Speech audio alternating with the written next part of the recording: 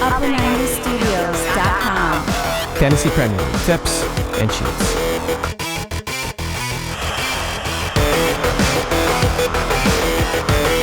Hey, what's up guys? Welcome back to the channel. Another shocking low score, 29 points, 13 out of 15 of my players blank game week 9. Nothing is working, so to make up for lost ground, I'm just going to build a fun starting 11. I have to enjoy playing the game with a team I really want.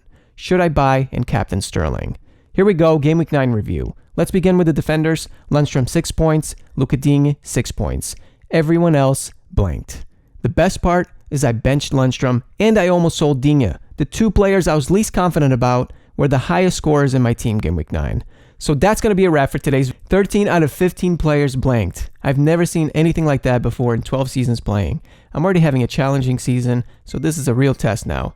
And my phone just beeped. Otamendi, surprise injury. Kelly, surprise injury. Salah misses out. Hayden already suspended, so I was a player short this week. 29 points, red arrows. I'm actually less upset about the players who missed out. I'm more upset about the ones who played. Nick Pope, he has one more difficult game against Chelsea game week 10 before a solid run of 3 games against opponents with weaker attack potential. Without Salah on the right side to take away some of the attention, Alexander-Arnold had less opportunities to create chances.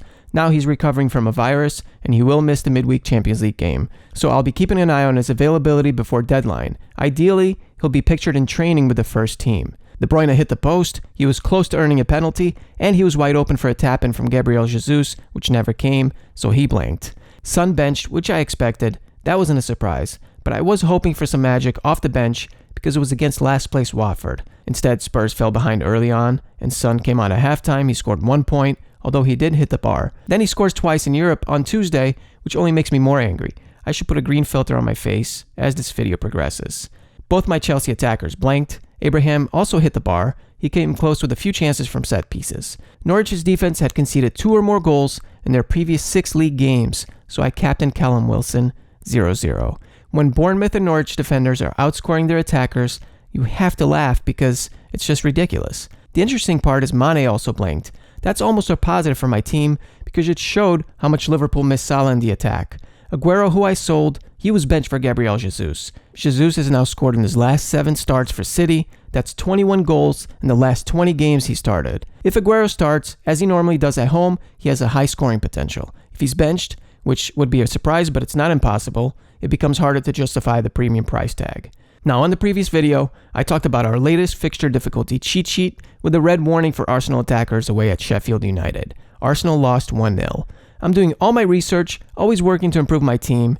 Then it's up to the players to deliver to their scoring potential. So what's the plan for game week 10? Same as last week, my main target this week is Sterling. Hat-trick and 2 assists in the Champions League, involved in all 5 goals for City on Tuesday.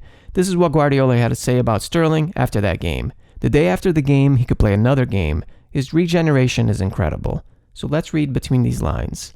The day after the game, he could play another game.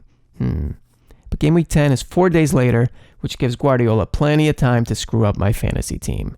Plan A, transfers out would be Digne and Son. Transfers in would be Winston Reid and Sterling. I'm not super excited about selling Digne, especially after he just delivered a return. If there are any surprises with the rest of the Champions League games, I may change my mind. My concerns are the possible knee injury to Mina, the central defender, and what happens if Marco Silva decides to bring Sigurdsson and Calvert-Lewin back into the starting 11. If I go for Sterling as planned, this would be my team for game week 10. Salah, Sterling, De Bruyne, with 4 exciting attackers to round off my power 7. It's a combination of exciting players with the potential to score 100 points, or the way it's been, just shave off a 0. I really don't want to sell Otamendi. I'm assuming he's going to start this game. Rodrigo picked up a hamstring injury in the Champions League, so we'll see how Guardiola organizes the team defensively. Fernandinho gave away a sloppy penalty on Tuesday. Is he going to push him alongside Gundogan as protection for the back 4? But even if he does, can Stones and Otamendi be trusted to build out of the back? Otamendi did have a minor injury last week. I can accept that. But he has to start consistently, especially right now with 2 good home games next. Around game week 13, a Leicester defender could be crucial because they have a run of 5 games with a green rating according to our fixture difficulty cheat sheet, which is available only to email subscribers. Go to upper90studios.com, click the fantasy tab at the top, and you see the sign up box. So it helps to plan ahead. although things can change quickly, so we have to stay flexible. Pukki had a good second half against Bournemouth. He looked sharp and quick and probably deserved to score. He already scored against Liverpool, Chelsea, and City this season. He has United at home next. If he doesn't play well, then I'm going to be keeping an eye on replacements like Raul Jimenez.